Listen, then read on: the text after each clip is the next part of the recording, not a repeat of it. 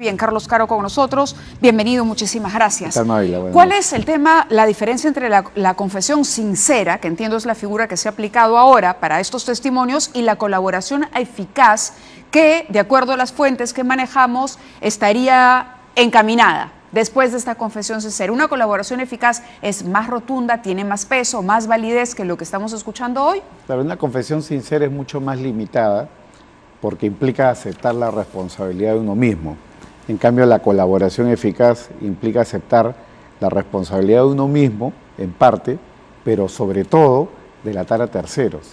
En este caso, caminar hacia arriba implica hablar del expresidente Alan García, pero ya no puede ser juzgado. De manera que, en verdad, básicamente la versión que se ha conocido hoy día del señor Atala, hijo, y del señor Nava, hijo, son básicamente autoincriminaciones, donde ellos aceptan su responsabilidad penal, pero desde mi punto de vista los beneficios tampoco pueden ser muy extensos, porque el círculo ya estaba bastante cerrado. Correcto. ¿Qué pasaba si Atala decía, yo cobré ese dinero y sí, pues, era de Nava y Nava me pidió que se lo guardara? La verdad que la situación no hubiera cambiado mucho, ¿no? Porque igual estamos hablando de un funcionario público, el señor Nava, que habría recibido un dinero. Claro, me pongo en la posición de la defensa de Alan García, que dice que le estarían echando la culpa, incluso después de leer el comunicado, para librarse. Si hubiese podido librar, o sea, es decir, beneficiarse de la confesión sincera, si llegaba solamente al nivel Nava, si el dinero, la ruta del dinero se quedaba en los sobornos recibidos por el señor Nava. Bueno, igual implicaría poner una cadena más, porque la relación entre el señor Nava y el señor Atala era una relación en principio de amistad.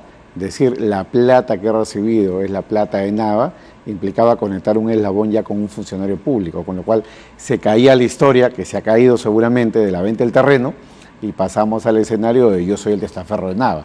Sí. Y el fiscal hubiera tenido que construir el paso siguiente de Nava testaferro al señor García. Correcto. Y esa parte, digamos, se la ha cortado a Atala al momento de decir, no, yo recibía la plata, que era en verdad de García. Pero la situación de Atala no cambiaba.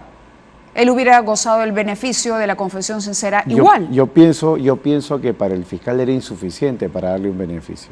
El fiscal lo que quería, tengo la impresión, ¿por qué? Llegar al final. ¿Por el ánimo de mancillar la memoria del señor García o porque la sospecha es real? No, yo pienso que no, porque su caso no tiene ningún sentido sin la participación del señor García, en la medida que recordemos que el señor Nava no tenía un poder de decisión, él era un secretario. A eso quería llegar, pues justamente. El que tenía, digamos, el control para poder otorgar o no otorgar, decidir o no decidir sobre una licitación, era el señor García.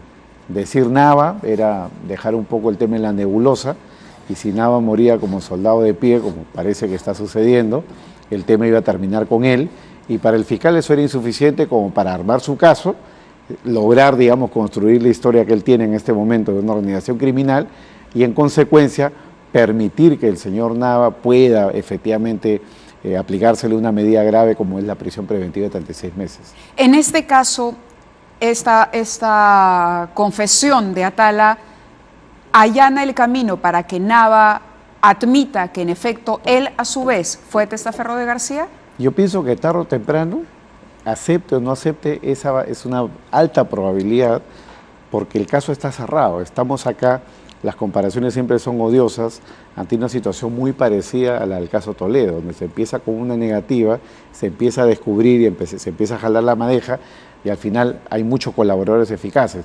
Barata, el propio señor Maiman, o sea, con lo cual hoy día lo que diga o deje de decir Toledo no añade ni quita nada al caso. Y en el caso del señor Nava va a pasar exactamente lo mismo. Hemos llegado al punto en el cual hasta su hijo se ha acogido a un beneficio con la finalidad de dar información que atañe a su propio padre. O sea, ¿qué más verosímil que ello? Eso sí ha sido... Es muy potente, claro, desde el punto de vista procesal, muy potente. Es muy fuerte, ¿no? Muy que potente. Escuchar a un hijo diciendo, mi padre recibió el soborno y yo llevé a Barata, al sobornador, a la casa de mi padre. Efectivamente. Con la bolsa de dinero. Con la bolsa de dinero, especialmente además porque el hijo no está obligado a incriminar al padre, ¿no? Con lo cual no tiene ningún motivo para hacerlo. Él podría haber guardado silencio ya por el solo hecho de ser imputado, pero peor aún, así él hubiera querido hablar respecto a su participación, siempre podría haber guardado silencio. ¿No estaba obligado por ley a delatar a su padre? No estaba obligado porque, digamos, para empezar, él podría guardar silencio por ser imputado. pero en especial respecto de un familiar, porque la ley establece que nadie está obligado a declarar respecto de un familiar cercano, ¿no? Como en este caso sería su papá, ¿no? Claro, y decir mi papá fue sobornado. Ahora, yo iba, claro, me quería poner como abogado del diablo, porque la Fiscalía trabajó a partir de un momento sorprendiendo a los partidos políticos bajo la lógica. A ver, me informan que acaban de dictar prisión preventiva contra Luis Nava. Arresto domiciliario, estamos viendo en imágenes, para Miguel Atala. Esto en base, claro, a lo que ha confesado ante la Fiscalía. La prisión preventiva sí se mantiene vigente en el caso, o se determina para el caso del señor Luis Nava, y veremos cuál es la decisión que toma su abogada.